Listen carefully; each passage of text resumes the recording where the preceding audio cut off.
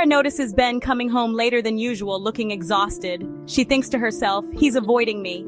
Meanwhile, Ben interprets Sarah's distant behavior as a sign that she's uninterested in his struggles, thinking, she doesn't care about what I'm going through. Proactively ask open-ended questions, such as, how can I support you right now? Regular check-ins foster understanding and reduce misinterpretations. Another example is when Sarah tries to share her day, but Ben is too tired to listen. This makes Sarah feel unimportant, thinking, he doesn't value my experiences. Ben, on the other hand, feels overwhelmed and unable to give Sarah the attention she needs. To bridge this gap, they can set aside dedicated time to talk without distractions. Simple phrases like, I appreciate you sharing this with me, can make a big difference. Consistent and empathetic communication builds a stronger bond and prevents misunderstandings. Jamie, in the middle of an argument with Chris, exclaims, we never resolve anything. Chris, on the other hand, tends to ignore the tension after each fight, believing, things will fix themselves. Unresolved issues can fester. Revisit disagreements with a focus on resolution rather than avoidance. Utilize technology to stay connected. Regular check-ins via text or video calls can bridge communication gaps. Consider journaling your thoughts and sharing them with your partner. This can provide insight into each other's feelings. Set aside time to discuss future goals and plans. This can foster a sense of teamwork and mutual understanding. Practice active listening. Make eye contact, nod, and respond to show you are engaged in the conversation.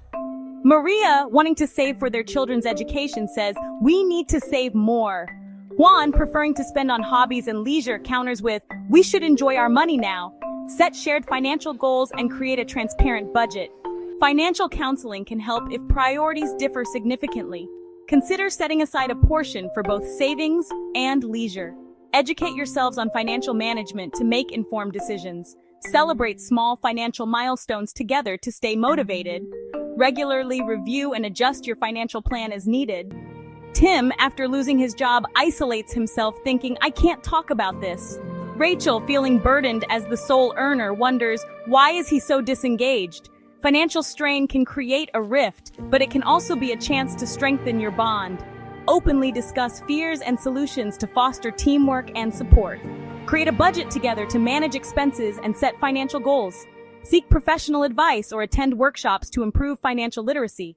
Find low-cost activities to enjoy together, reinforcing that happiness doesn't always come with a price tag. Laura feels neglected and reconnects with an old friend. It's just harmless texting, she tells herself. But when Mike discovers the emotional affair, he asks, how can I trust you again? Emotional disconnection often precedes infidelity. Address unmet emotional needs early and maintain open dialogue to reinforce trust. Another common scenario is when one partner works long hours. Feeling lonely, the other partner may seek companionship elsewhere. This can lead to emotional or physical infidelity. To prevent this, prioritize quality time together. Plan regular date nights and shared activities. Strengthening your bond can safeguard your relationship from infidelity. Ethan cheats on Julia during a work trip, saying, it was just a moment of weakness. Julia, feeling deeply betrayed, asks, why wasn't I enough? Physical intimacy and communication are crucial. If trust is broken, couples therapy is often necessary to repair the relationship. Another example is when one partner engages in emotional infidelity, forming a deep connection with someone else online. This can lead to feelings of neglect and distance in the relationship. Open communication and setting clear boundaries can help prevent such situations. Engaging in relationship workshops and reading books on trust can also be beneficial.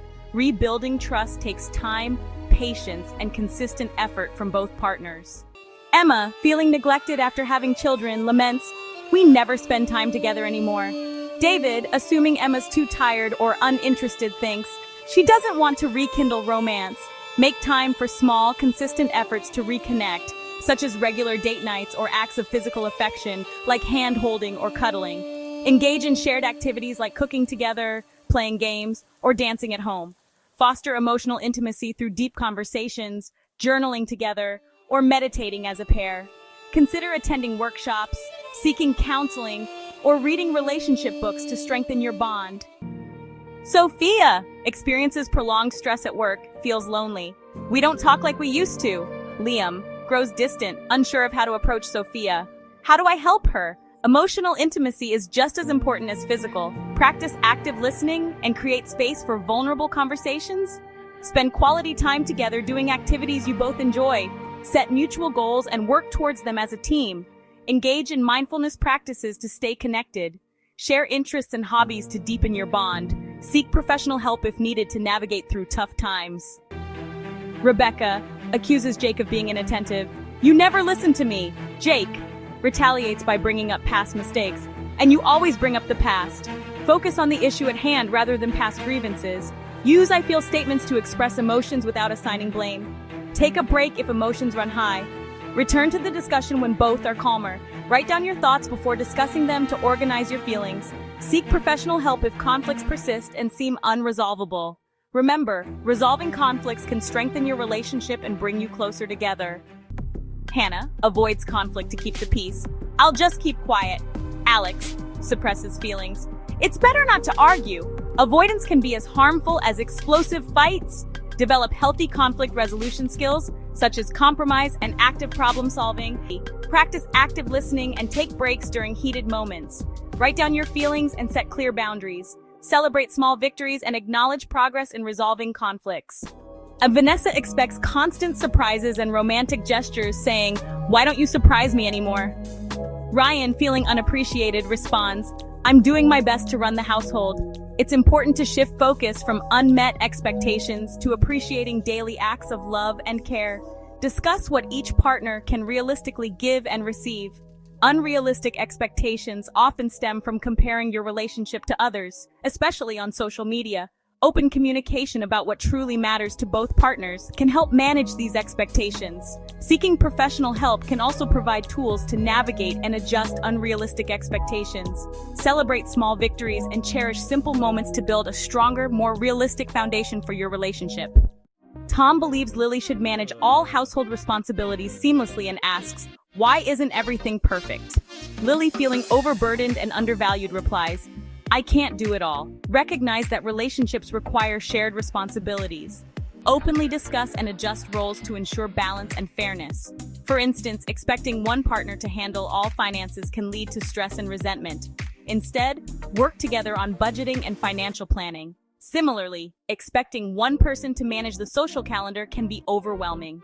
Share the responsibility of planning events and social engagements. By setting realistic expectations and sharing duties, relationships can thrive.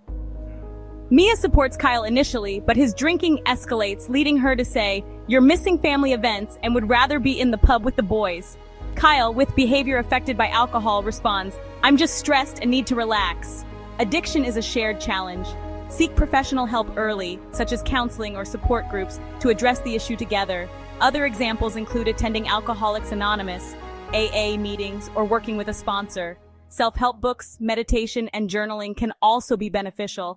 Family interventions and open, honest conversations with loved ones can provide additional support. Celebrate small victories and milestones to maintain motivation and strengthen your relationship. Claire, addicted to prescription pills, withdraws from family activities, insisting, "I don't have a problem." Mark, noticing growing secrecy about finances, says, "We need to talk about this. Trust can be rebuilt with accountability and professional intervention." Approach the issue with compassion, not judgment. Support groups can provide a sense of community and understanding. Encourage healthy coping mechanisms like journaling and mindfulness. Rebuilding family connections through shared activities can also help. Professional counseling can guide both the individual and the family through recovery.